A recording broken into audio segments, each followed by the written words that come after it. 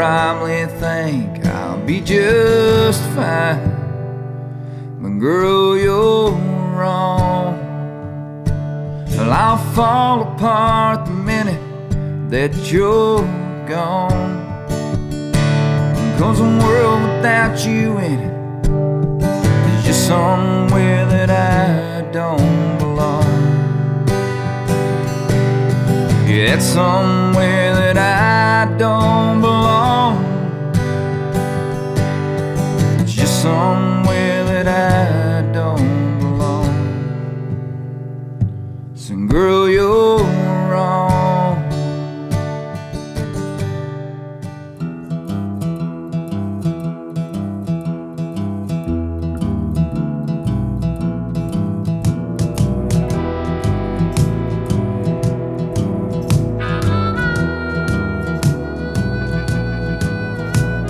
Something in the water taught me how to crawl.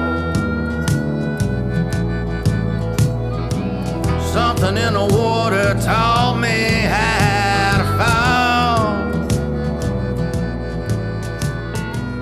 Hey, welcome to another episode of Something in the Water podcast. I'm Sean Clark here with Uncle Dave Griffin.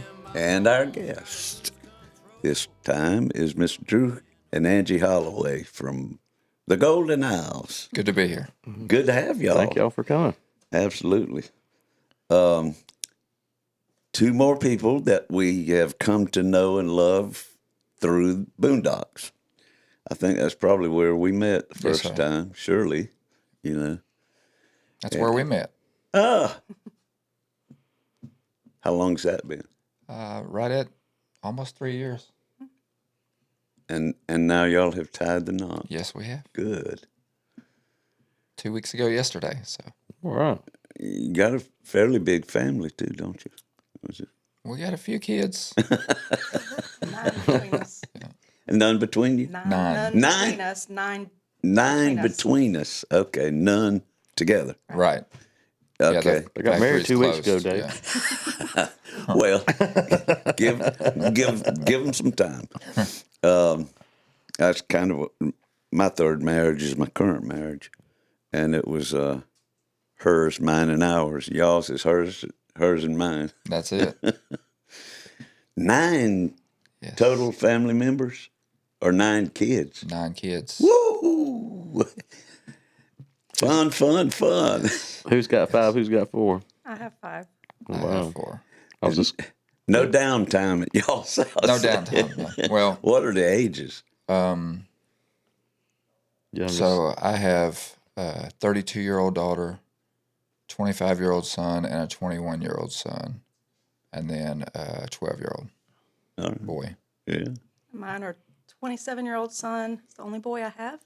The rest of them are girls, 25, 18, 16, and 10, 11. But now all of them are they still all living there with y'all? Oh, no, No, not Okay. with us. No, Oh, okay. I was fixing to say. none of mine live with us. They're all grown and Yeah. gone, except for my 12-year-old, and he lives with his mom. I hope they're living, Dave. Dang. I was trying to wrap my As a head matter of around fact. 9 kids in the house. And I said, God knows, how do y'all go to the gig? I know. Partridge family. Well, the more the merrier is what I say. There you go. It gives you a good foundation to have a child. They're all great kids. Yeah. I have a daughter who's 40, Connor who's 30, and then Lynn had 2 boys, and it's just a reward, really, is what it is. Yes. It's hard as hell when you're going through Yes. it, but when you get them grown and they go on and be successes themselves, you know. Makes you feel like you did something That's a good right. feeling, yes. I got mine grown if I can just get him out. That's the tricky part. Is he watching? Get out. Boy, you got to leave. Got to fly out of that You coop. eat me out of house and home. Got to leave the nest. I said, Man, when I was, this is back a few years ago. He's 21 now, but I was like, when I was your age, I was no phone with a paper map in Orlando trying to find a concert. He goes, well, good for you. Like, you won't leave your room, though. Well, yeah. The generation gap is always there. Yeah. But boy, it was different when I was coming along. Very different. Man. I think that about phones a lot of times. It's like when I was younger, even into adulthood, it's like when you left home, you were just gone. Until you came back. There wasn't let me see where he's at or whatever. It was like you're just gone. You'd be like, I'll be back in 2 hours. If you wasn't back, it was just like, I don't know.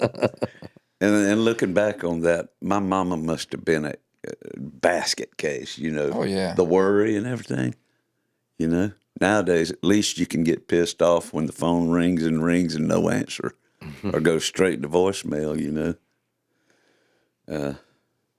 Yeah. Times they have changed. Kids, they do a lot of sitting around. They do. Unless you got that, unless you instill that in them, I never stayed in the house. No. Like I'd get we up, never did. grab a little something to eat, and I was, especially on the weekends or during the summer, it was like I was out. I was Saturday morning, come home when I'm hungry. eat a bowl of cereal, watch a few cartoons, outdoors till the sunset. Drinking out of water hoses, and Yeah. I wouldn't drink out of a water hose today to save my life. But when I was a kid, it was like, Well, one of the fun things we used to do was when the mosquito truck would roll around. I mean, you could hear the kids up the road, so you knew it was fixing to happen. You just waited on it with that bicycle. Right behind it. Get in that Golly. sucking in that poison. DDT, DEET. Our parents just sitting there. Let them go.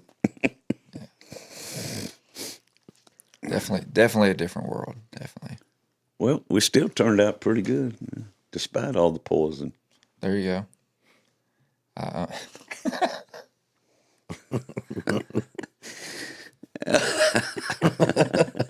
good. That little twitch here or there. Yeah, a little tick. So how'd y'all get into playing music? So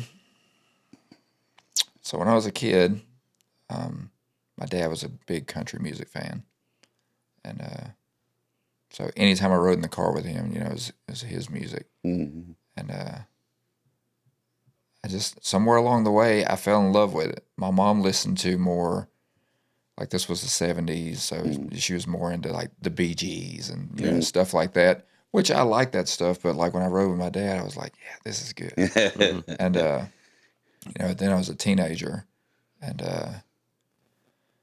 all my friends listening to rap, Run DMC and stuff like that. I mean, I listened to it, as a teenager, but I really was into rock. Like I loved Kiss and Motley Crue and stuff like that. Right. But I'd ride with my dad in the car, and I would still like, this is really good too. And so I grew up in Mesquite, Texas, which is just on the outskirts of Dallas. At the time, it was the Mesquite Rodeo was the biggest rodeo in Texas. Consistently, they had the Houston Rodeo every year, but it was once a year, big thing. How big is Mesquite? Pretty small. Probably smaller than Brunswick. Then. Yeah. Not now. Now it's Dallas has grown out by hundreds of miles, and They've made it's just part of it now. The rodeo's still there though. Yeah. But it's not a big deal like it used to be. Back then, it was every Friday and Saturday night. It was rodeo time Really? there. And so a lot of the people that lived in Mesquite actually worked at the rodeo or were rodeo riders and stuff. And one of my no. I was scared of horses, tell you the truth. Me. I would ride a horse in a minute, But you talking about getting on a bull or something, I'm like, Now, at the same time, I rode bikes and bikes and skateboards at skate parks, half pipes and stuff like that. Yeah. I broke myself all up doing that when I was young, but I wouldn't get on a bull. So Bull that would've been doesn't a lot make much sense. simpler, It would have man. been a lot quicker and a lot safer probably. But one of my best friends at the time was Billy McKinney, and his dad was actually a bull rider at the rodeo. And found out later, like, he was a stuntman also. He was in a lot of movies. Oh, Apparently, a lot of retired bull riders and stuff end up doing stunt work because they know it. they know how to the fall, and business then yeah, and they're tough. So, but tough he clowns. he gave me a cassette of it was George Strait's First Greatest Hits, which was like 82 or 83. And I just remember listening to that over and over again, and I fell in love with it. And I always thought, man, if I could do that. Because even at that young of an age, it's like he just pulled me in, like made me feel something, and I was What year were you born? 73. I'm 74. So, okay. So, So at just pulled 82, me you'd have in. been 9. yeah. Okay. And so over the next couple of years, I found people like Randy Travis, Clint Black came not long after that, and Garth Brooks came, and I refused to like it. I refused Me and you's on the same page on that one. because I was like, that's not country, blah, blah, blah. And I will have to say, as a few years went on, I was like, all right, it's good. It's good. But I think at first it was just like everybody was all like, Garth Brooks. And I'm like, George Strait's the man, Wasn't going to fall into it. But I grew to love Garth Brooks too. And, I would always sing along with him. My brother would be in the background. He's like, be quiet, you can't sing. Yeah. And I was like, whatever, and looking back, I really couldn't. But you didn't know that. I didn't. I thought I was superstar material. So then at 17, we moved to Georgia, which my parents are from Moultrie, Georgia, if you know where that is. And my grandparents were getting older, and my dad wanted to move back and take care of it. So he built a house on the land right behind theirs. And I got to be friends with a guy named Bud Gay.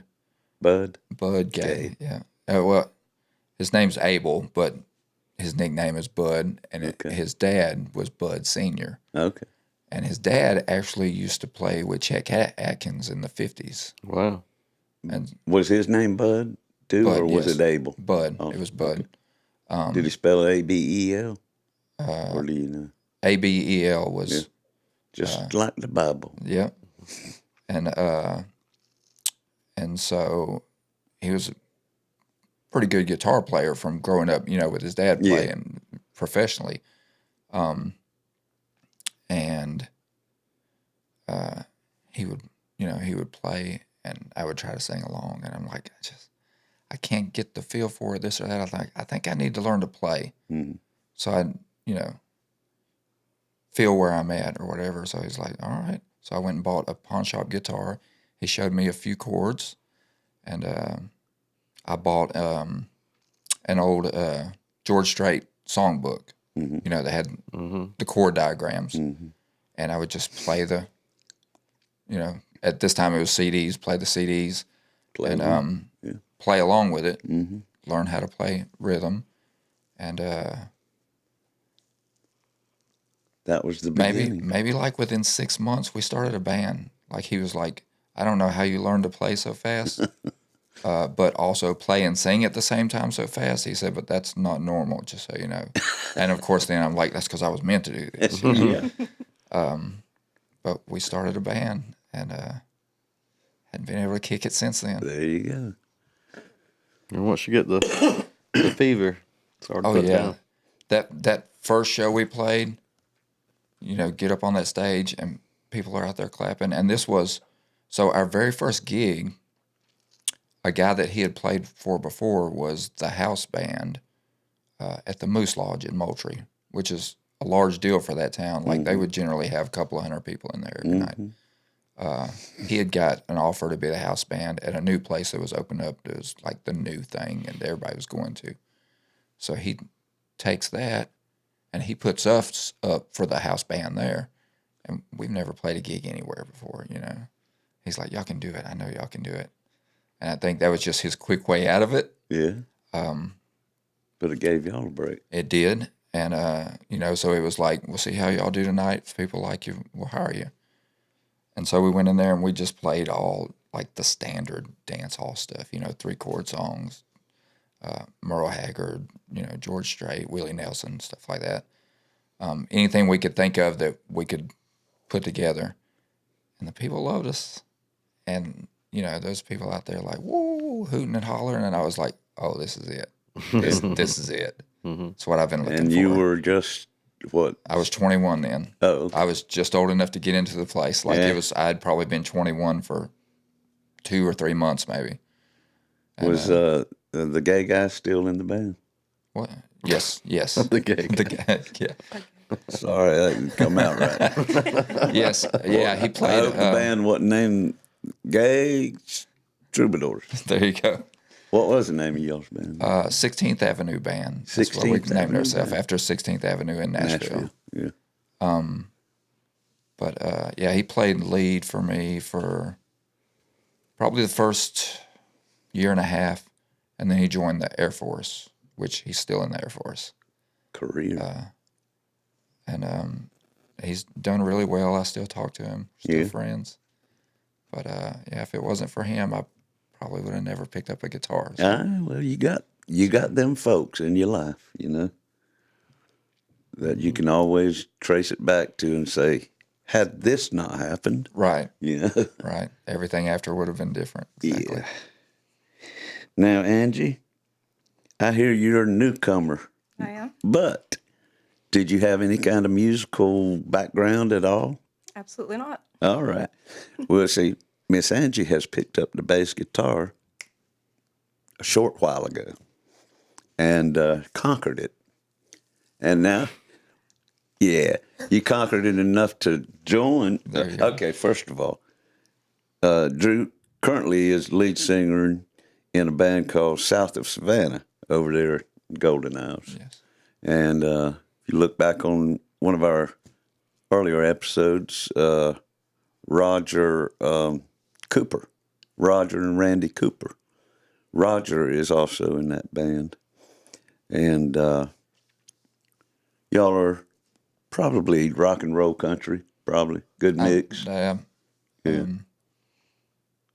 More country or Nothing, anything I would like over- a lot more country, but Yeah. you know, you got to do what You got to do you that gotta do what when the you're people- playing for the people. And sometimes their bass player wouldn't be able to make the gig, and also Angie just slipped in there and filled the void and done right good at it. Thank you. Appreciate that. Yeah. And it's nice to have your wife on the It stage. is with you. nice to have her on the stage. Yeah, it is. We can do it all, honey. We Long can as we're take the together. world. There you go. it helps out with, I'll be home in a minute. I know, right? Can you pick some milk up? Yeah, Bet I hear you calling. My little wife, Aunt Lynn, started singing one song with me. You married your aunt? Yeah, I married my aunt, and It is South Georgia. and we got a long line of intermarital affairs in my family, son. But she's a big John Prine fan, and one day she just said, "I want to sing a song with you live," and In Spite of Ourselves, the one I that we love that always song. did karaoke at I love that Boondocks. song. And it was John Prine and Iris DeMint in the original. And I always introduced her as Iris Demented. There you go. And but that's something, though. And I was so proud of her. And she'd have to get her drink on, at the beginning to work up the nerve. But She does good. she does a good job at it. She was wanting to learn more songs. But we started writing songs together. I've been writing songs since I was 20-something, long time.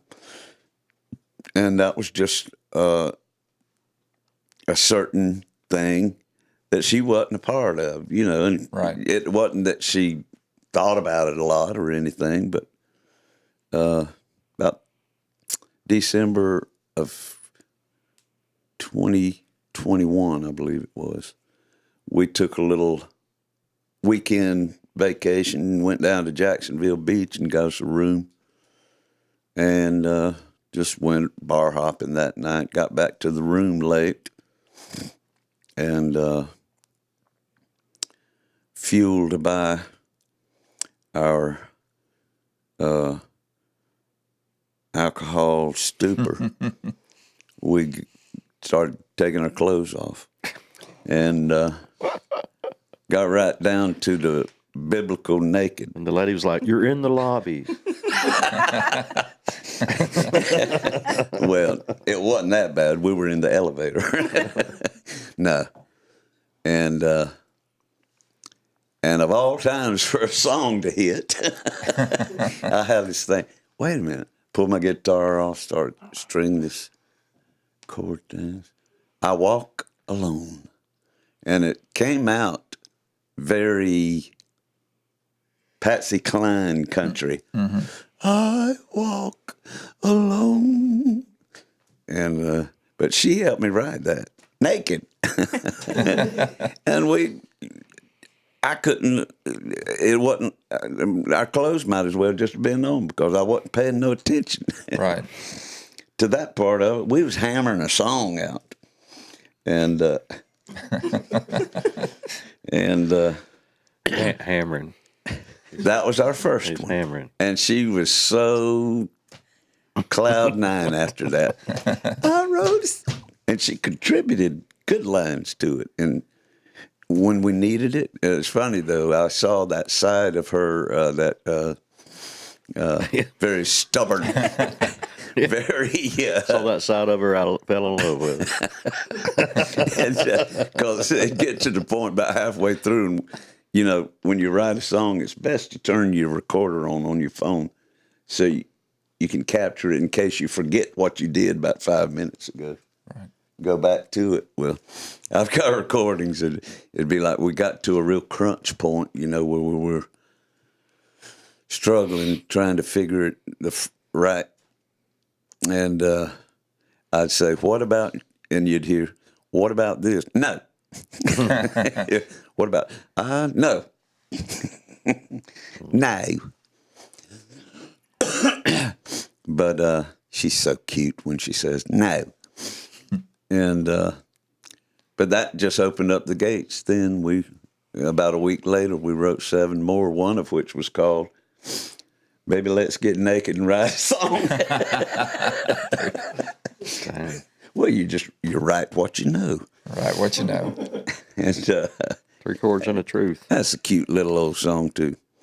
But we've got to the point where when we do write together, we can't use that method of nakedness every time Yeah. because you'd be in a car, Yeah. When 3 chords and the truth goes wrong. There you go. 3 chords and the bare naked truth. But it is fun to have your beloved doing the Yes. same thing you're doing. It Yes. does. It brings you that much closer together It does. when you can share something like that. As personal as songwriting is, it's hard to collaborate with just anybody. Yes. He and I do a lot of I don't collaborating. get naked, though. And I don't ask him to. Sean, refuse that part. I'll tell you what I have works to for wear a me. blindfold for Dave. Sean, I'll tell you what works for me. No. Nah. Yeah, collaborating. You're a songwriter. Yes, sir. Yeah. Tell us how did that? When did you first become interested in doing that, or think I can do this? It was not long after I started learning the guitar Yeah. and got kind of comfortable with, what chords go together and this and that. I just started jotting little stuff down. Like if I was playing a little melody and it came to me, I'd write a little bit down, and every couple of days I'd go back to it and this and that. And I had a whole bunch of pieces of songs, after 6 or 8 months. Mm-hmm. And then I wrote one that, finished it completely within, I don't know, like 30 minutes. It was just like, just came out. Those are the good ones. And I played it and I felt really good about it. I played it for my friend Bud and he was like, that's really good. Yeah. And it just I was like, I can do this. Yeah. And because all the people that I grew up listening to and loved to listen to, like they were all songwriters, Willie Nelson, Merle Haggard, Johnny Cash, all those guys wrote the majority of their own songs, And then, I knew a lot of guys at that time were not doing a lot of their own stuff.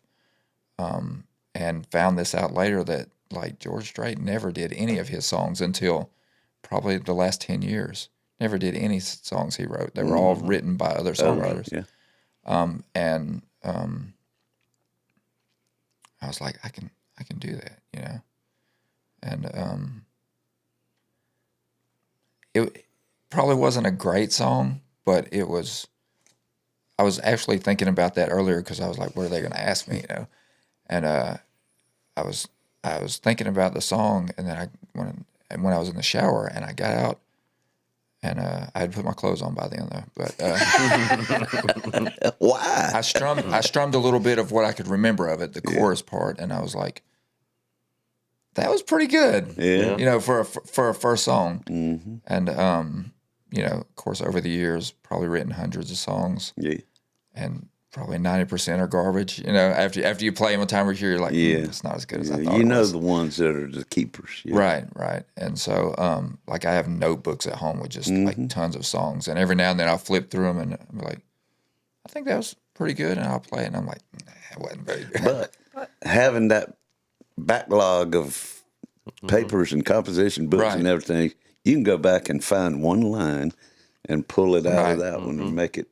And I do that. Sometimes I will write something, and I'm like, it's all right, but it ain't great. And then months later, like I did that with a song this morning.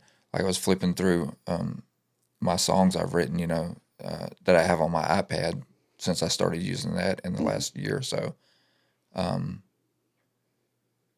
I played it differently, with a little different feel, and I was like, that fixed it. Yeah. It was like, I was a fan of it before, but it wasn't right. It's like that's what it needed. That did it. And you don't know, but you just know that you're a little bit, you're just unsettled, uneasy. Right. It's like, it's okay, but it's not there, A lot of stuff that you wrote 20 years ago, you see through different eyes now. So you would play it completely Right. You're right. Yeah. Gosh, yeah. Think about the first songs that you wrote. 20-something-year-old. Yeah, they're rough. Yeah. Well, and totally different style too. Like I was trying to write Smashing Pumpkin songs or something. well, it goes where you're at in life, And a lot of times it's what I'm listening to. If I get on a kick with a certain artist or something, I'll start writing like them. Right. Or in that feel. In that feel, yes. Yeah. But I like to think that I have improved over the years, and that's something that I guess that was mine. That's something that we all try to achieve, You want to know that you're getting better at your craft. And when I met these young boys here, I guess it was around 98. No, yeah, 98. I mean, 98. Damn. Your drummer was only 5. Yeah.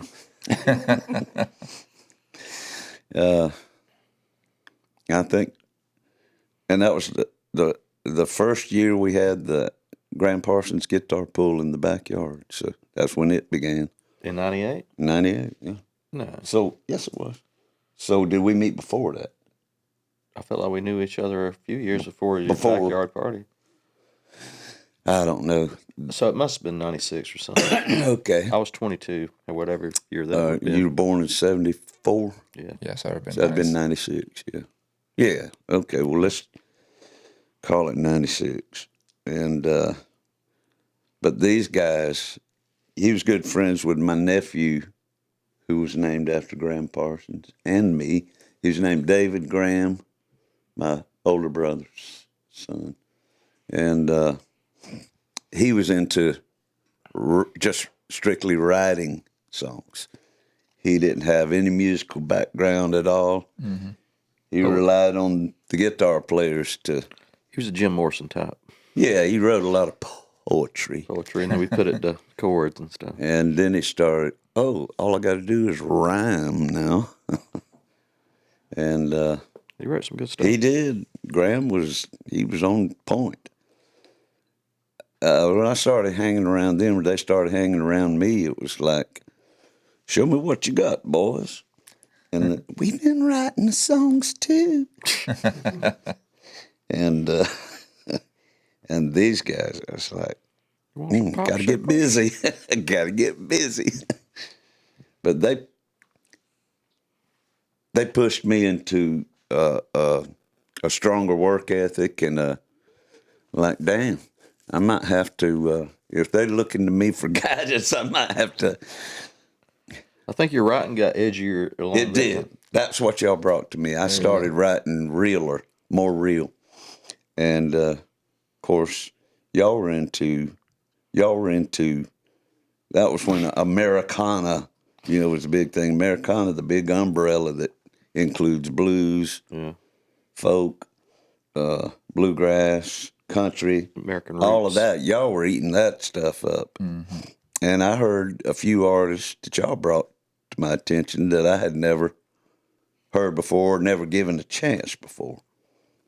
And so that colored my songwriting too a little bit. But it's like you was talking about that first song, 30 Minutes. Mm-hmm. I've always heard what John Lennon said, that the fastest songs are usually the best. And I think that's true, I mean, you can... It comes through. It just you comes know, out. It just Yes. comes out. Well, there's the whole song. Everything's rhyming, and you ain't. And that's the key. Even those that you have to struggle and work hard at, if you can keep yourself out of it, Right. and let it all just be that spiritual process or whatever it is, that magic. You as a songwriter, you should devote yourself to keeping your damn opinion to yourself, Right. But you have to put yourself into it at times, I mean, this whole rhyming thing, So, yeah, sometimes you struggle for, I need the right word to go right there. Mm-hmm. But I've always found that the songs that just come out like that, it's like they always end up, they're so much better. Yeah. Mm-hmm. Because it's just a natural thing. Mm-hmm. Kind of channeling something, and you're not getting in the way of it coming out. And, I've had people who's like, you need to write a song called such and such, and it's like, I don't write like that. yeah. And I've never been able to sit down and say, okay, I'm going to write a song about such and such today. Like, I can't. Like, usually I sit down and I'm just kind of strumming along, and I'm like, a line comes to my head, and then it just Run. just go with it. And it's like, I don't even know what the song is about usually starting. And it's like, once, you get to a chorus part, I'm like, okay, now I get it. So then that gives you a clue where you're going for the next verse. Ain't that amazing? And how that works? yeah, and it's, I mean, Angie's coming there, and I'm like, I just wrote this, and I play it, and she's like, wow. I'm like, I know. And I get crybabyish. I don't know why. Like usually whenever like I finish a song and then I play it all the way through, it's like something about me is like, wow. It's like amazed. Yeah. You know, and it's like my eyes will be a little watery or something. And I'm like, it won't even be a sad song or nothing. Well, you know? I'm just like, wow. A song is your baby. You Right. know, it's your emotions. Yeah. And it's an emotional thing to Yeah. write a song. And I have songs that like, I'm like, I can't believe I wrote that. Yeah. You know, I can't believe that came out of me. But it's probably one of my favorite things. Like one of the newer songs I wrote, I have a line in it that said, "I'm tired of playing cover songs for money." And it's like I can play somebody else's songs all day long, and I have fun playing. I love playing, like people, you know, to enjoy it, out there dancing, having a good time.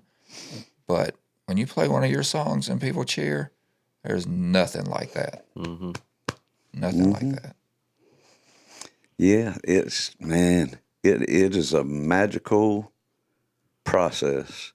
And you talk to anybody from the greats all the way down. I've read many quotes, you know, when asked that question. Can you explain the songwriting process? Paul Simon or Paul McCartney or something. It's funny as hell because you expect a real solid answer. It's like, we don't know. You know, it's I see these it's a gift. advertisements on Facebook and all, you know, for stuff like, "Oh, take my songwriting course. I'll teach you how to write." Blah blah blah. This and that. And I'm like, no, you can't. Hucksters. You can't teach that. Like when a song, a really good song, is born, like it just comes out. Like it comes out of something inside of you. Set the groundwork, and it's like your subconscious just says, "Here it is." Like there's, I think a lot of the mainstream music, like it's like that. You know, a couple of guys get together and they're like, "Oh, let's write a song about such and such," you know, and it's like there's no feeling in it. There's no soul. Exactly, no soul. And it comes across no matter who's singing it or whatever. It's like I don't feel anything from that. You know, when you hear somebody sing something, you know, that they wrote or that was written from that, you know, from that soul or whatever, it's like you feel it. You know, and that's like, it's like we were talking earlier on the way over here on the drive that, you know, a lot of the newer music, if you think about what songs will be remembered in 20 years, there's not many of them that you can say, you know, I think that'll probably stand the test of time. What about tailgate of my truck and your Daisy Dukes drinking beer? I don't think it is. You know, I liked it to start with. you look at a song like Blue Eyes Crying in the Rain or something like that was, you know, that was completely like, that was somebody bearing their soul. A song will last forever. You know, Purple Rain from Prince will last forever. Just because that is real. You know, and I don't see a lot of that these days. Yeah. From the window Unfortunately. to the wall. So I guess that probably answers my question that I don't even need to ask is, how do you feel about current country compared? Never mind. Next. No, I will say I don't think that anybody who gets a record deal is obviously talented. I don't think a lot of them get to do what they would rather do. And I know that firsthand because I turned down 2 record deals over the years. And the second one was because of that, because I would have no control. Period. You know, they were laying out songs in front of me like, this is what we want you to record. And they were, I mean, they were just garbage. And I was like, How old were you then? 30, I think. 29, 30. And I was in a position where, like, I really wanted it. Like, I wanted it. And, I went back and forth with them. And I'm like, I have all these songs. And they're like, what did it was I knew my songs. Now, they're not all-time hits at this point by any means. But they're good. Yeah. They're as good as what's on the radio. And the producer says, you're an okay songwriter, but you need to leave the songwriting to the professionals. And at that point, like, mentally, I checked out. I was like, ain't happening. Yeah. What was the label? That was Hilltop Records, which they were minor label, but they're owned by a major label. Yeah. It would have been something where I could have, if did well, could have. Was that the second one? That was the second one. What was the first one? Or when was the first? The first one was early on. I might have been 23, and what it was a producer saw me playing and got interested in me. Started calling me, going back and forth, and he's like, I can get you this, blah blah blah, and I'm like, I don't know much about this. What are we talking? And so he kind of told me the basics of how it worked, and more or less I was going to be this much in debt to them before I ever started. Mm-hmm. And That's I was the like, ones that you run from. yeah, and I was like, I don't think I want to do that. Yeah. If they start off with, you give us, then you say, that ain't the way it's supposed to be.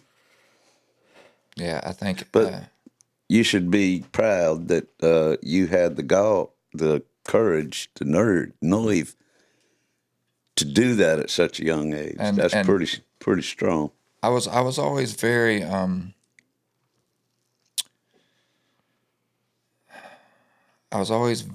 very stubborn about the fact that what I want to do is I want to do something real. Mm-hmm. Like when I was a kid and I'd listen to George Strait, I'm like, that's what I want to do. And that's always been the bottom line.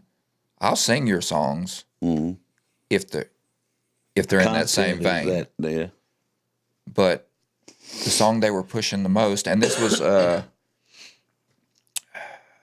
what's this? This had to be early 2000s when. What was that? Big and Rich, or was that? It was more like during the time of like John Michael Montgomery and them, and it was like Sold and the Grundy County Auction and this that. It was there was a tongue-in-cheek kind of thing going on. The song they sexy and stuff like that. Yes, and the song they were pushing the most was the basis of the song was I'm Beverly's Hillbilly. It was this guy who moved out to California. Clever. It was clever, but the song wasn't. It came across as very hokey. And they wanted you to sing that. All I could think of was "Achy Breaky Heart," because even though that made him super famous, that ruined him as a credible. Like nobody would take him seriously after that. That goes back to what you said earlier about Garth Brooks when I said, Achy Breaky Heart and Garth Brooks hit at about the same time, and there was a powerful movement of traditional country in the late 80s. Right. With Dwight Yoakam, exactly. Marty Stewart, Randy Travis, all those guys. All the guys who I looked up to. It was coming, man, and I was saying, yes, this. And then here comes what was his name? Billy Ray Cyrus. Yeah. Bobby Bill. And I guess. And the thing is, if you listen to all his other stuff, he's talented. Oh yeah, he is. He definitely had the chops to be a contender, to hang with those guys. Yeah. But you come out the door with that, you're going to make $10 million off that, but you're done. Mm-hmm. After that, nothing he did, like nobody would take it seriously. I don't think he's been broke since. No, I mean, definitely not broke. He probably don't care. And going back to the record deal thing, yes, I held on to my values. Every now and then, there's a morning when the alarm clock goes off that I'm like, maybe you should have took that deal. Yeah, and not so much from an individual point of view as these artists, Billy Ray and Garth. but what they did right there, what they achieved right there was to stop all that real music Yes. and change the minds and hearts of listeners and record buyers around the country. Yes. You know, and say, this is the next big thing right here. And music went down from there. I think that's what started the current music, you know. I It think just so, kind of too. got dumber and mediocre and just soulless. They're you know? wanting to fill It- stadiums. Yeah, it was the big money. It Yeah. was their opportunity to And jumpstart those that. traditional acts aren't going to fill stadiums for the record companies. Right. No, Before that's then, true. you know, before then there was a plateau as to how much money you could make. Yeah. And then once they got a taste, once the executives got an idea, oh, we can make that. Mm-hmm. That was it. We got this guy that swings on the rope over the crowd. Sets this, That ain't country. I hear the old folks now. making a mess over here. Yeah, I'm a big.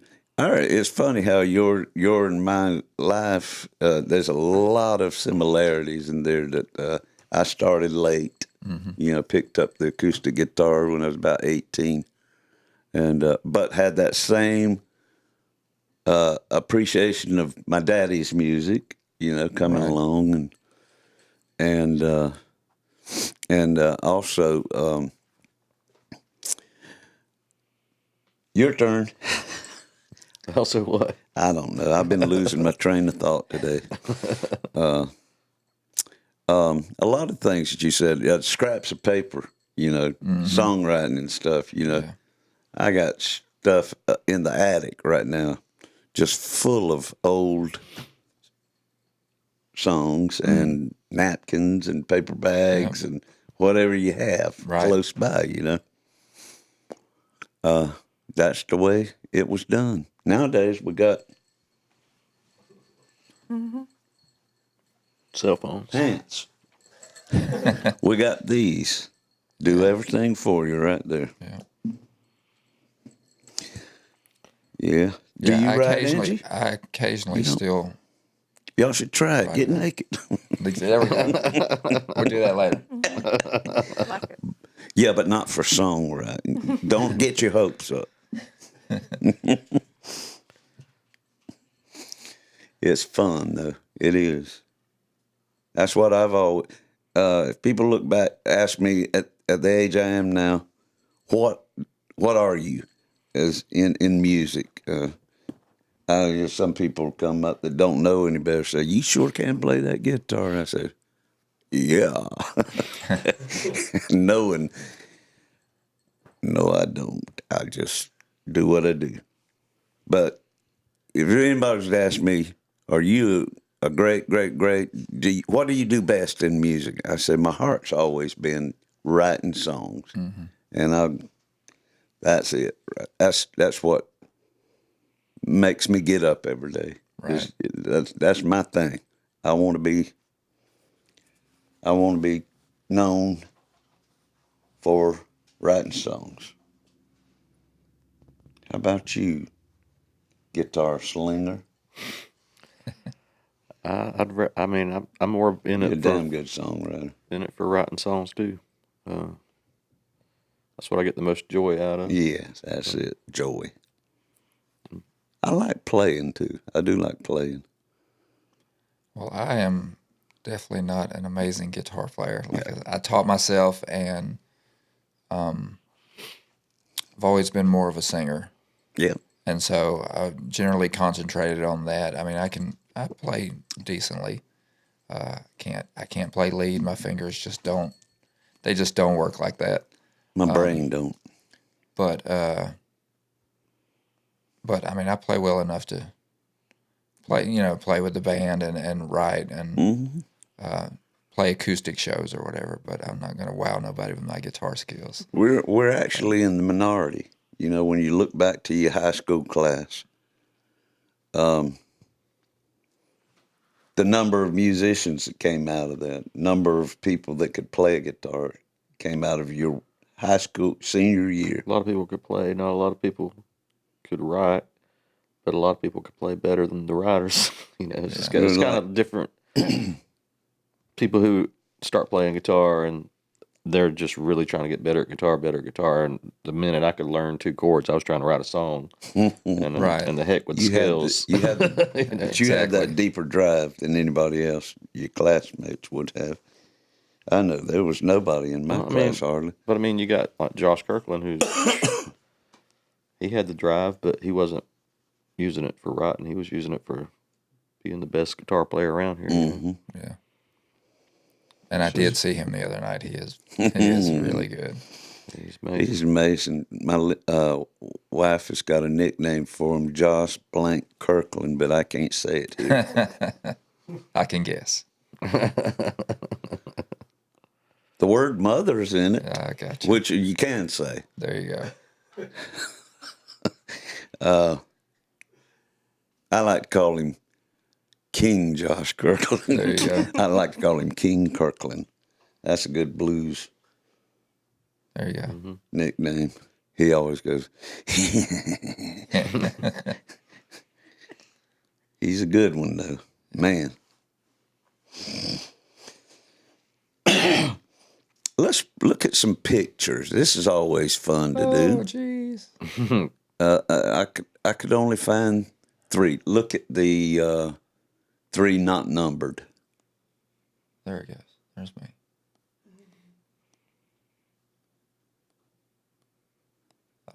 Now, if you look at this lovely couple right here, how can this wholesome, beautiful man and woman end up looking like next this? Hours Explain and hours. this to hours. me. Yes. Hours and hours and hours of makeup and prosthetics. Well, I'll tell you what. Anything it to was win a number costume one. contest. It was number 1 It was. at the Halloween costume contest. Wow. As well it should have been. That's awesome. Oh my God! Lord. Y'all should have seen him live and in person.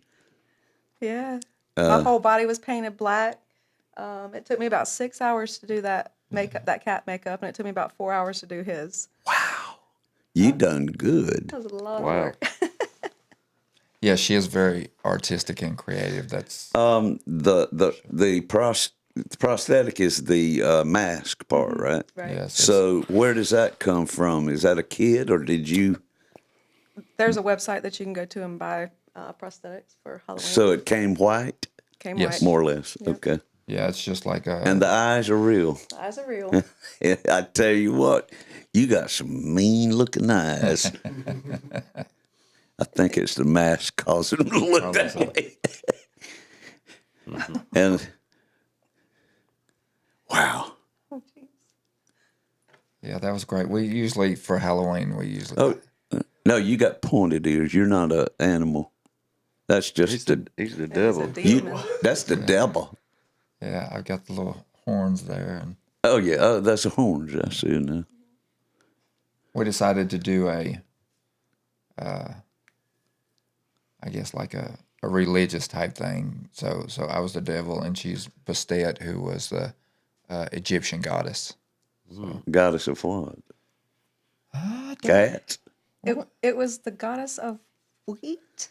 Wait a minute. or, hey, Of the earth, I like of. I guess that's who they prayed to for their crops. and- agriculture. yeah, Yeah, like that. Okay, cool. It was religious, all right. There you go. One time of the year we go all out as Halloween. We love Yeah. it. Y'all, yeah. I love Halloween. We too. do too. Yeah, Halloween's a big thing. I ain't gonna tell you what my costume was that night. It was ridiculous. I think I remember. Oh my God! Did it have an appendage? It did. On a leash? Big D Dave. Okay. Big D Dave. Now, at one time, I won first place for that outfit, but it didn't have a leash that time. I can remember getting up in front for the voting, and it got to me, and I heard,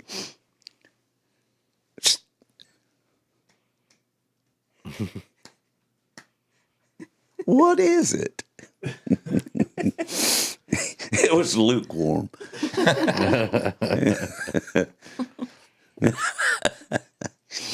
How dare he?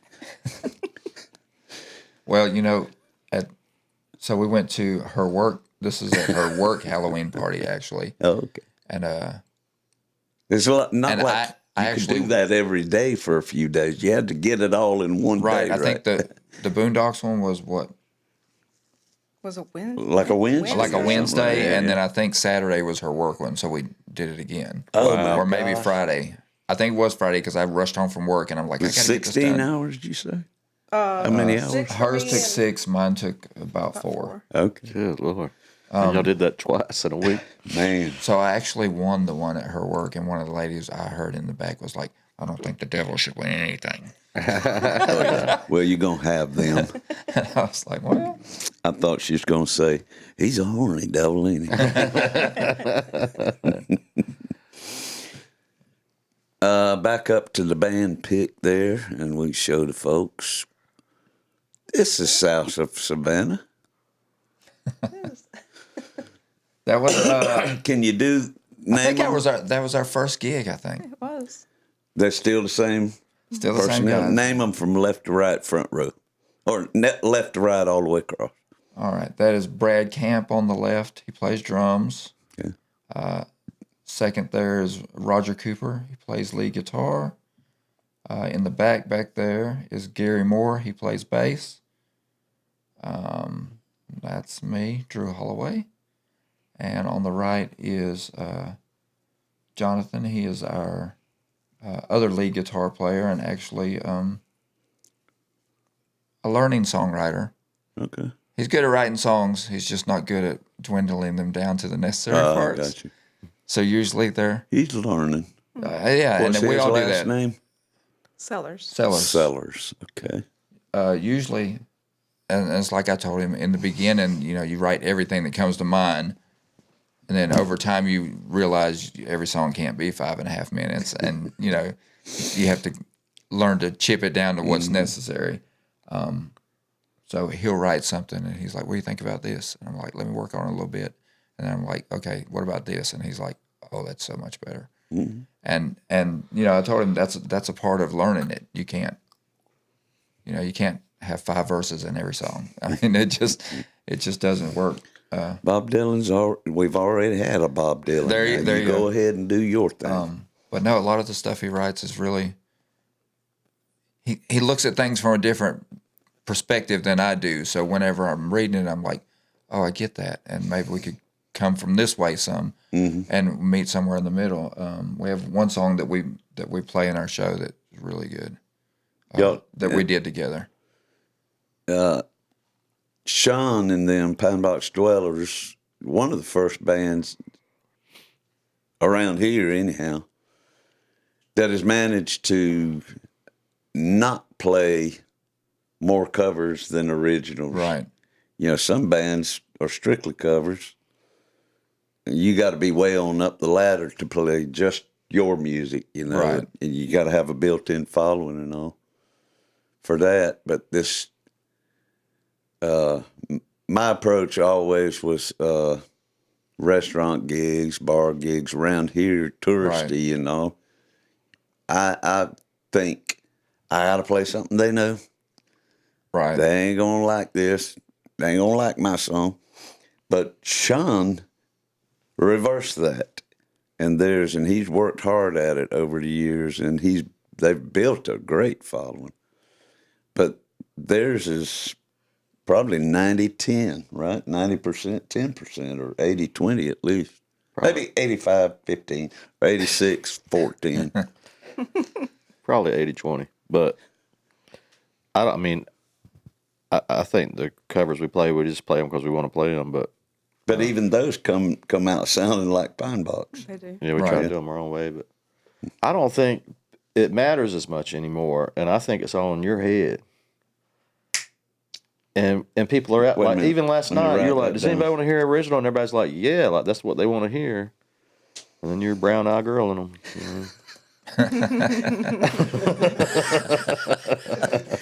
Yeah, it definitely got in my head. How about y'all's situation now? And How do y'all that's do? the same. I mean, whenever I came up playing, it was always like that. It was like you had to sneak an original in here or there, And I've over the years I've tried to put more and more, in the shows, and I mean I would rather play all my stuff and just sink or swim that way. But Yeah, if you got to look you at the reality of if it. you want to keep playing, as far as in bars and clubs where they're trying to draw a crowd, it's like you gotta I always like to tell them, going to do a few originals now. If y'all like to sing along.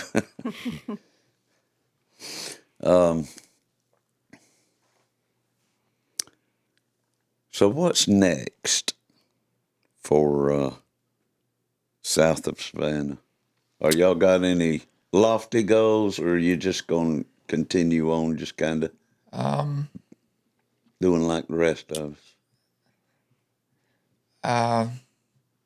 We have actually a music festival coming in June that we're gonna do a whole original set, All right. and so looking forward to that. Where's that? That is actually at the Golden Isle Speedway. What's that? It's a new thing. Coast to coast. Yeah, it's called Coast to Coast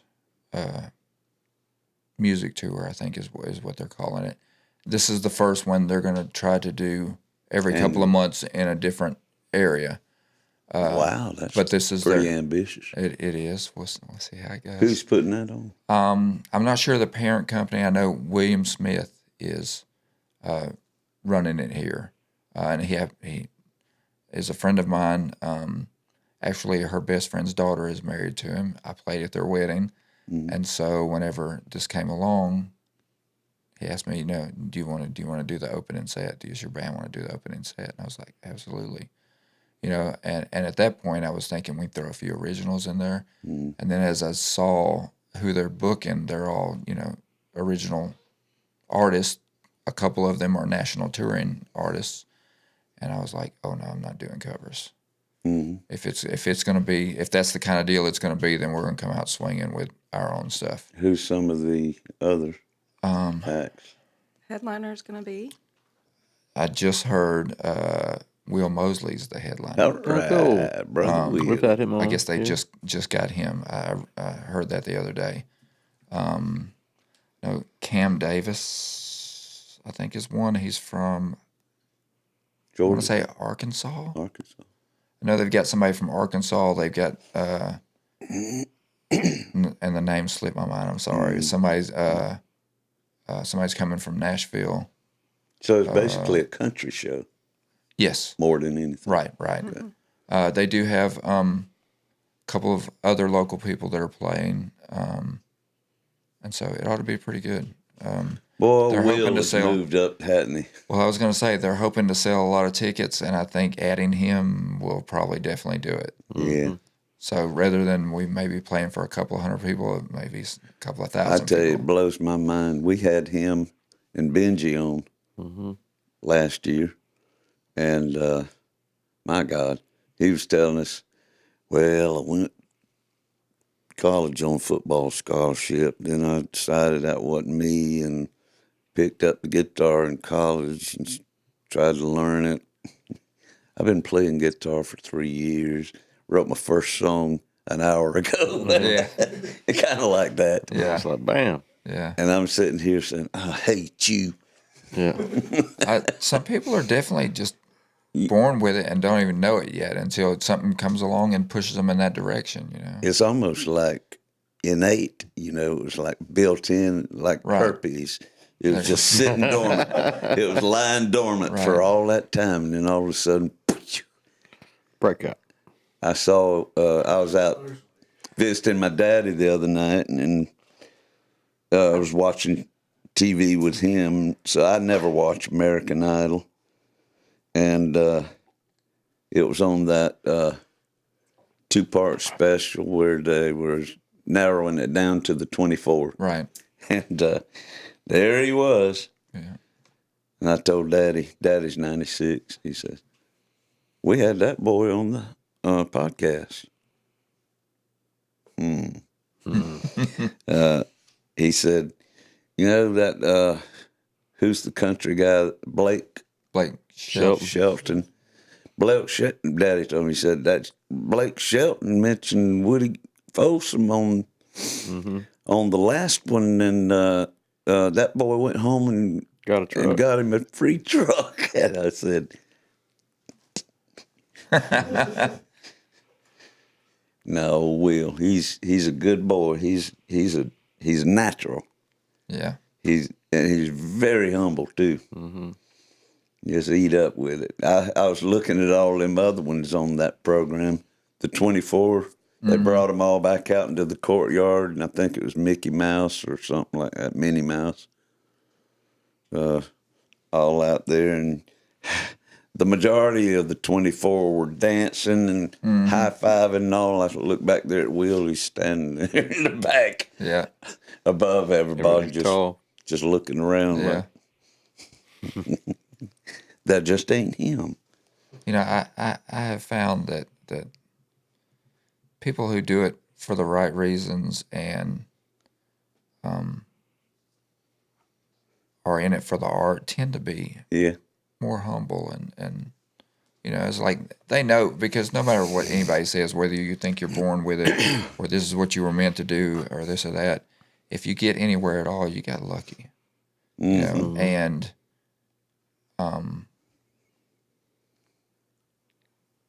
you gotta be grateful and thankful, and also everybody around you is the reason why you can do that. You know, a lot of people walk around like they're the greatest gift or whatever, and it's like, you know, all the people that buy your records or listen to you or work your staff or whatever, like they're the whole reason you can do this. It's not because you're better than anybody else, because there's always somebody better. You know, no matter how good you think you are, there's always somebody that will put you to shame. That's right. Well, it's just not the right thing to do. You Right. Just be good to one another. Exactly. And, you know, that old fame can ruin a lot of things. Somebody that's more Down to earth. driven and whatever can make it quicker than somebody that can play better and don't have the work ethic of whatever, you know. Yeah, you got to want it. I want it. But I'm tired. I'm running out of room. Yeah. I'm running out of road. American Idol, Dave. Yeah. I paid my dues. Exactly. That's the amazing thing about that new breed of artists out there now, that we've talked about being a little plastic, soulless. They it seems like they want instant gratification rather than having to work for it. You know, Exactly. That to me, that's the concept of these reality shows and stuff. It's like you just show up and get picked, and you know. Let's see. You got the look. 6 months later, you're a star. Well, I think also paying your dues and working hard to get there gives you that soul and that character to say no, and they don't want to hear no. Yes. So it's like if you get somebody who's like just wants to be famous, they'll do whatever you say. Exactly. They'll pay that record producer. Right. Instead of the record producer saying, we got your money, we want you. There's an old story of a guy here in Waycross that happened to. He was a manager at Shoney's here. They had some kind of convention in Nashville, and he was in a nightclub. You know how nightclubs are up there, kind of dark. dim-lilied. And he was at a table with all of his associates, and he sang around here, you know. They knew he could sing. And it was like, I don't know if it was, there's probably a band on the stage up there.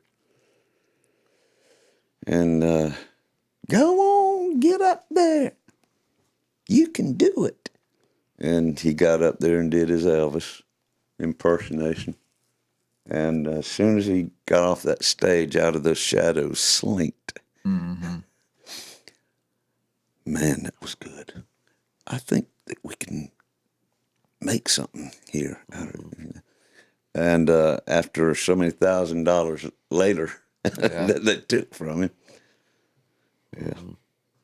the lesson was real. They will get you. They will, boy. And all you got to be is like those people in a position where they'll do anything. Yeah, Nashville, they're waiting at the border, waiting on you to come in. Like, he looks thirsty. Oh, yeah. Exactly. Let's take all his money. Sharks. We're going to put you in with Dolly Parton. Yeah, and on the other side of that coin is all those hard-working that are out there now. The Sierra Farrells and it's a lot of good music. Charlie Crockett. I didn't know about Charlie Crockett till Justin introduced me. What do you know Jim Lauderdale? You've heard of Jim Lauderdale? Of course, he wrote many of George Strait's hits. Right. We had a documentary of him on, we got a Patreon thing called The Deep End, Something in the Water, The Deep End. And that's where we get naked and write songs. No, we cuss real bad. All right.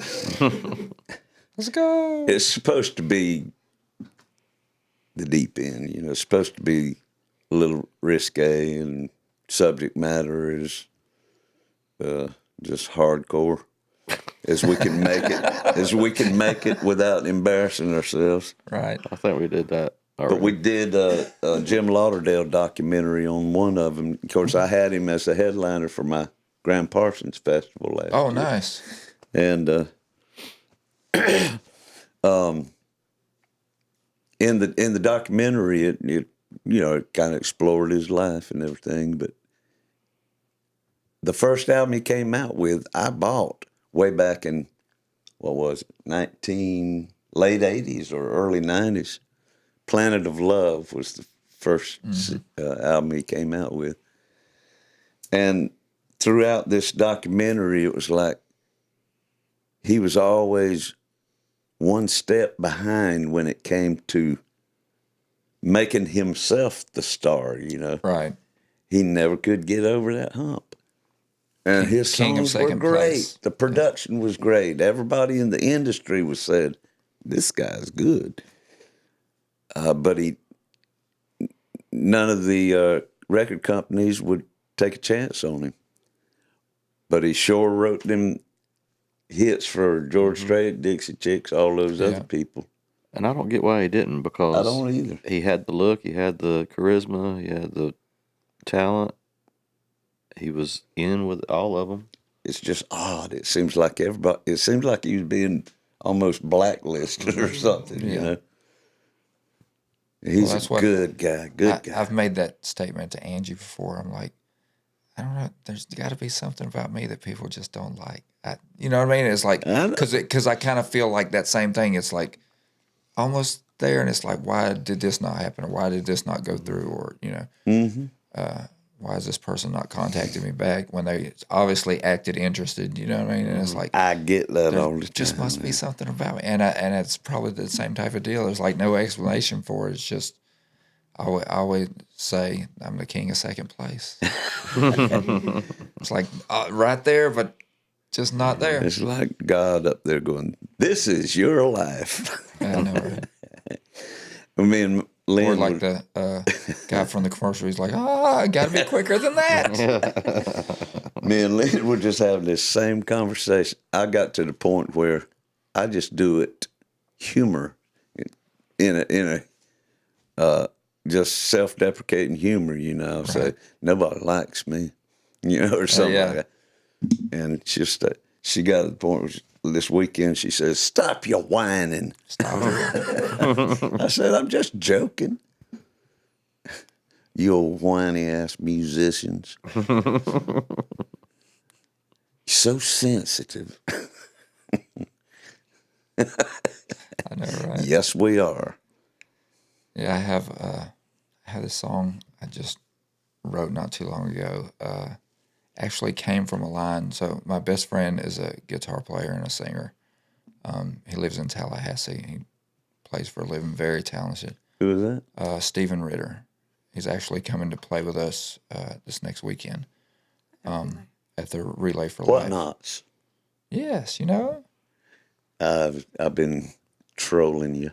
Yeah, on he's Facebook. amazing guitar player, great singer. No Yeah. control. But Jonathan's going to be out of town, so I was like, "Why don't you come play with us for that?" Because I don't get to see him very often. And When is that? That's Friday night. This Friday night. This Friday night. And so years ago, so he used to work for the state. This is a funny story. He used to be in charge of the condom stock for all the health departments in Florida.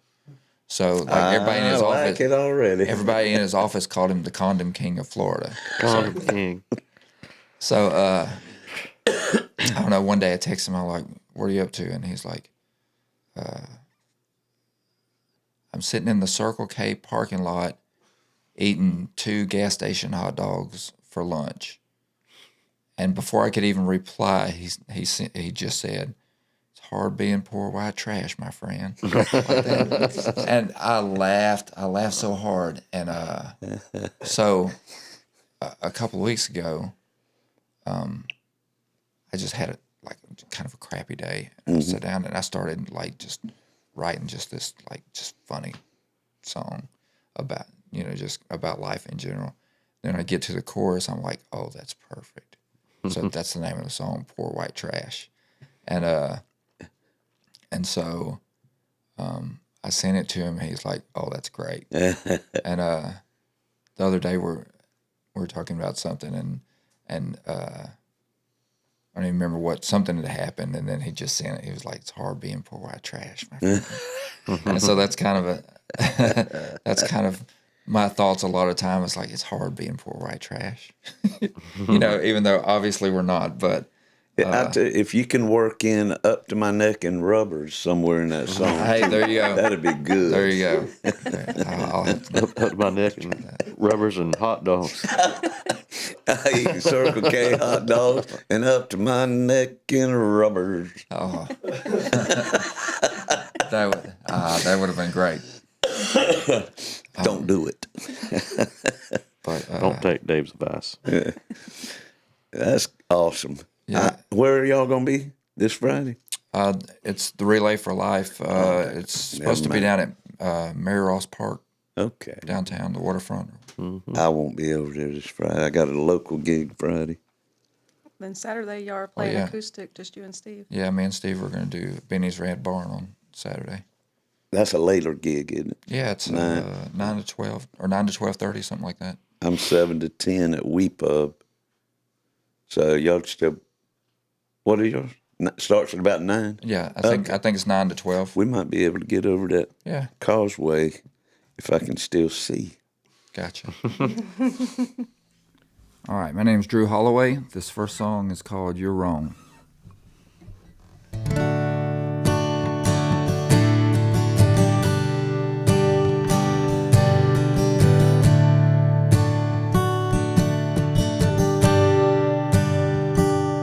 Here it is, you're finally leaving. You say I won't be grieving when you're gone.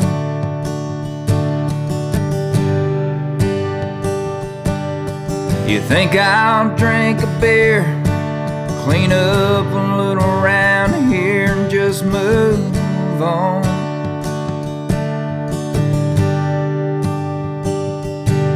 By the end of the week I'll be flying. It's guys like me ain't ever crying when, girl, you're wrong. Well, I'll fall apart the minute that you're gone, 'cause a world without you in it is just somewhere that I don't belong. So, girl, you're wrong.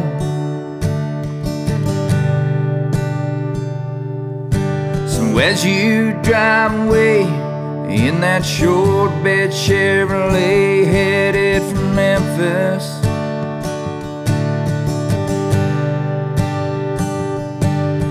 I know that you ain't thinking about how my heart's sinking, but it is, girl, it is. And as you drive across that state line, I know you probably think I'll be just fine, but girl, you're wrong. Well, I'll fall apart the minute that you're gone, 'cause a world without you in it is just somewhere that I don't belong. So, girl, you're wrong.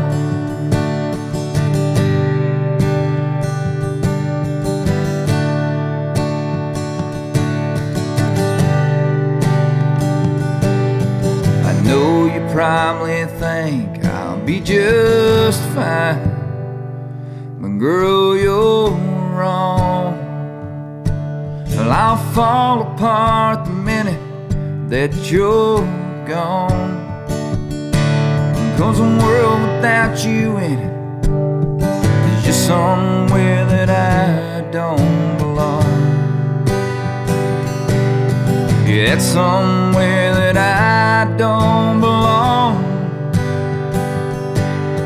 It's just somewhere that I don't belong.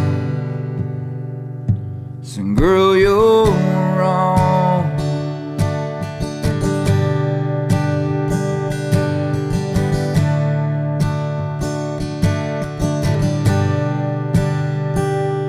Here it is, you're finally leaving. You say I won't be grieving when you're gone, but you're wrong.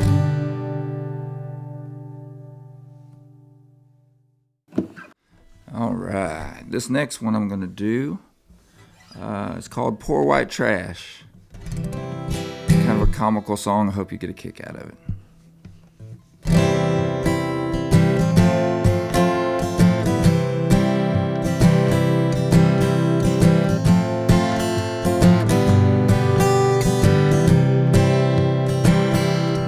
Uncle Sam, he must be a pervy uncle.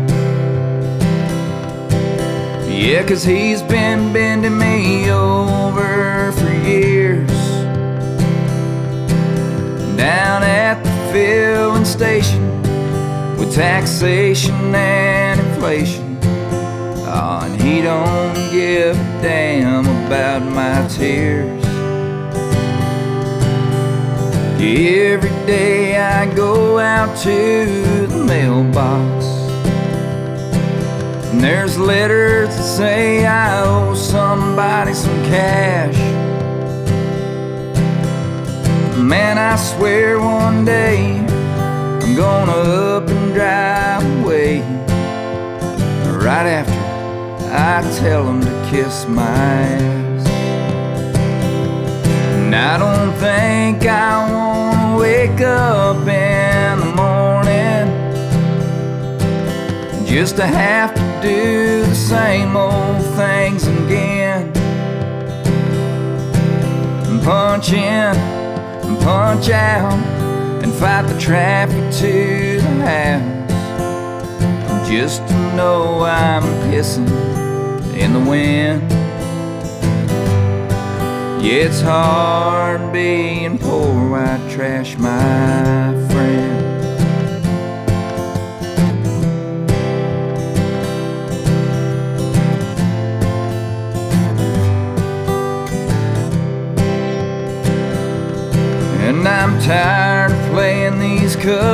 songs for money.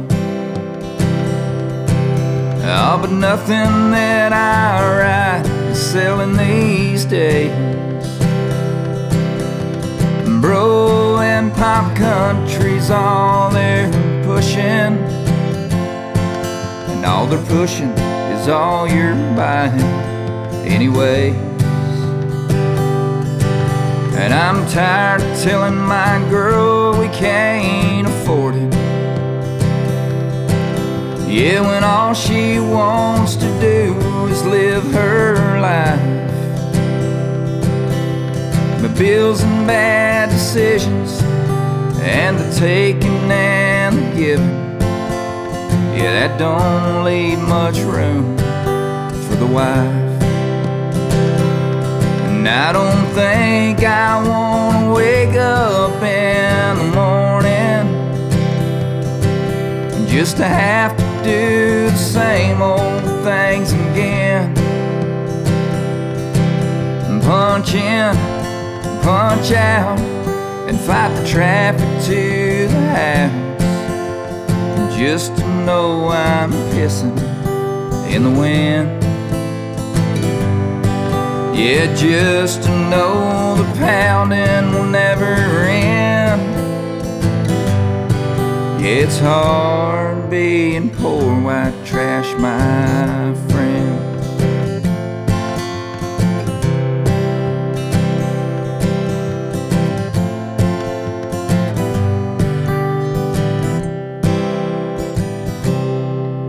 Poor white trash.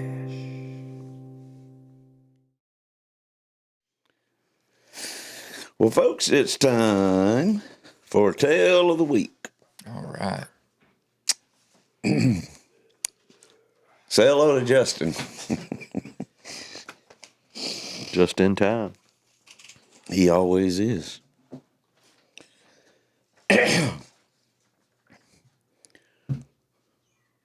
Boy, that was some bad pixelation, wasn't it?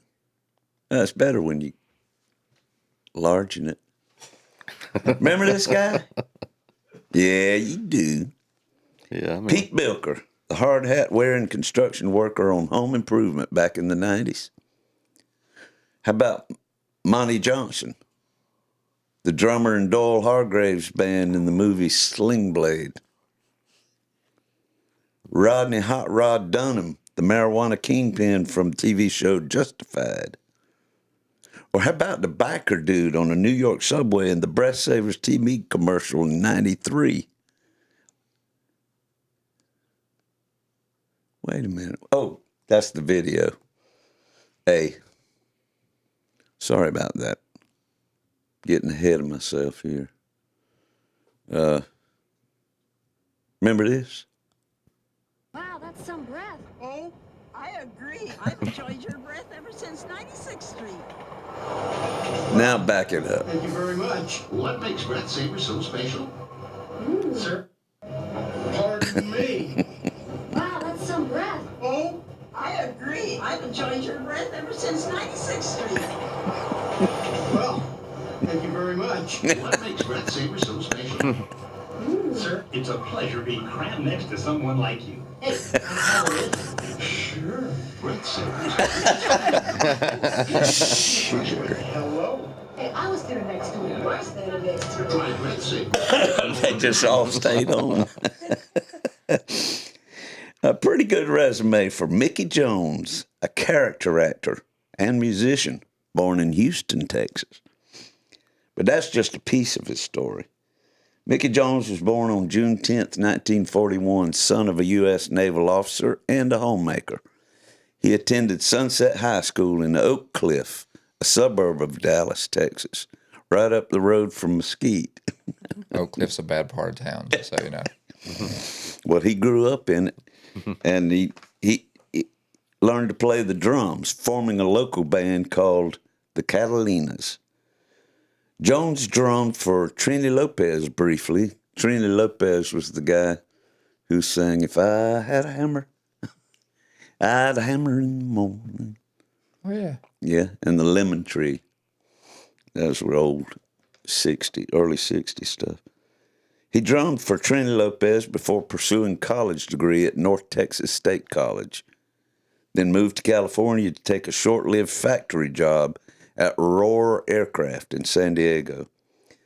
Moving to L.A., he hooked up again with Trini Lopez, who went on to some commercial success with If I Had a Hammer. By 1964, Jones left Trini's group to join Johnny Rivers' band, touring and entertaining the troops in Vietnam.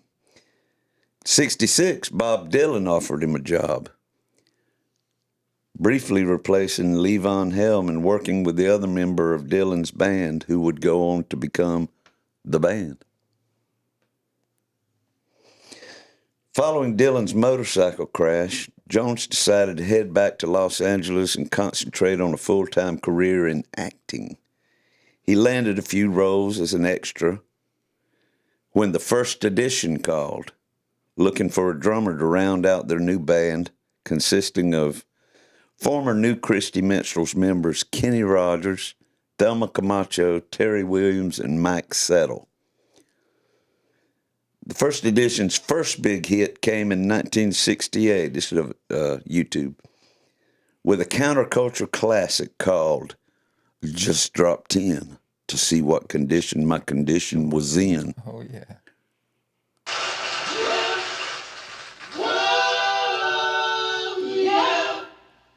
What condition my condition was in?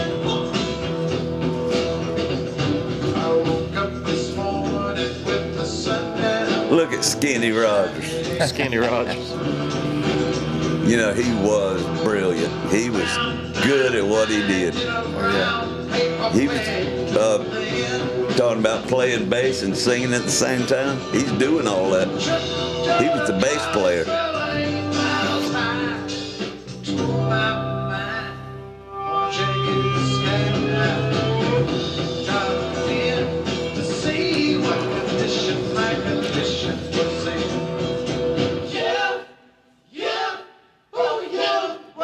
I love how these, they were live.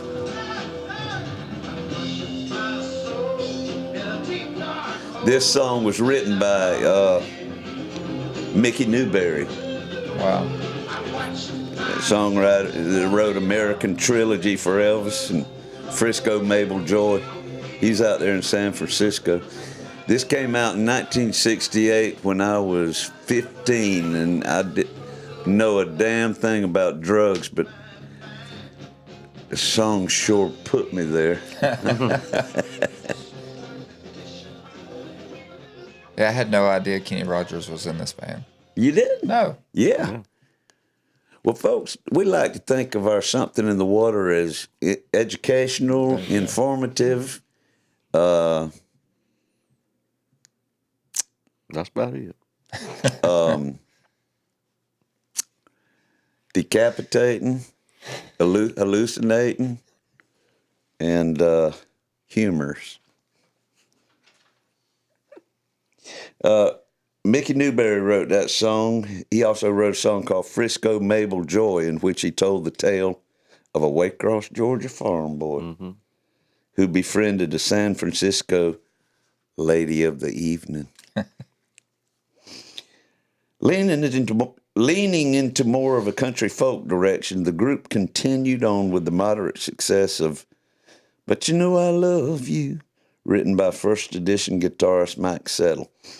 The hit that pushed them back into the top 10 in 1969 was a song that came from the pen of country singer-songwriter Mel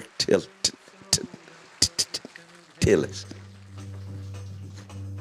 Mel Tillis wrote this? Yeah.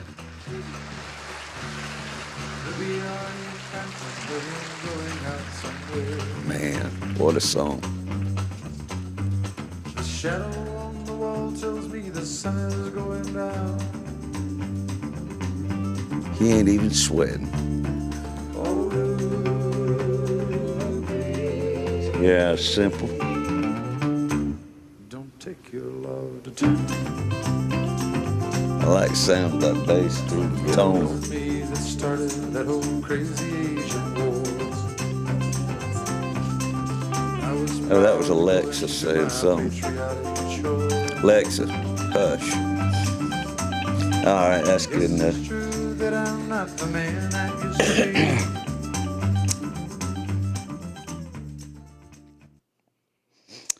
Mel Tillis, the old legendary member of the Grand Ole Opry, wrote that song. He's in the Country Music Hall of Fame, Nashville Songwriters Hall of Fame, and he passed away November 19th, 2017. God rest his stuttering soul. After the success of Ruby and with an eye toward marketing, the group changed their name to Kenny Rogers in the first edition and followed with more hits. Reuben James, Something's Burning, Tell It All, Brother, and Heed the Call. By 1975, the group's sales had begun to decline, and seeing the writing on the wall, Mickey Jones was the first to leave, easing back into his comfortable role as a successful character actor in Hollywood, portraying the role of many a lovable and memorable television and movie character that would make him a household face in America. Oh, and he was Bob Dylan's drummer, too. You said that already. I know.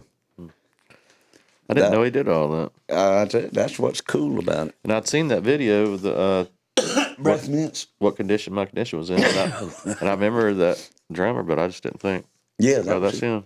Yeah. Man, what a life. Wasn't he in Roadhouse? He passed away in 2018. I believe he might have been. Well, y'all, we've certainly enjoyed having your smiling enjoyed it, faces too. on here. It was fun. Yes, it was. It's First podcast I've ever been on, so well, now that this too. one's out of the way, you're on your way. there we go. Sky's the limit. We appreciate your good, humble opinion towards songwriting and music and performing and everything. I think that's makes me feel good inside to hear somebody explain it so level-headedly like that. That's a good thing to have. Well, and I thank you. hope y'all all the success in the world. I appreciate it. And I hope to hear you playing the bass. I have not heard y'all yet. Okay. But when I do, can I request her to get up on one song You can. if he's there? You can. Okay. Good. Y'all, look out for them in the Golden Isles and here and there and around here. South of Savannah. Thanks, Drew and Angie Holloway. Thank y'all for being on. Thank you. Thank y'all. We appreciate it. See y'all next time. When the cold black water finds its way across through your veins, it just might seal your fate.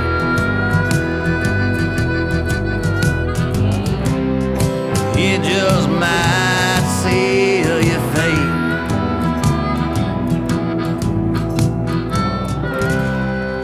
It just might seal your fate.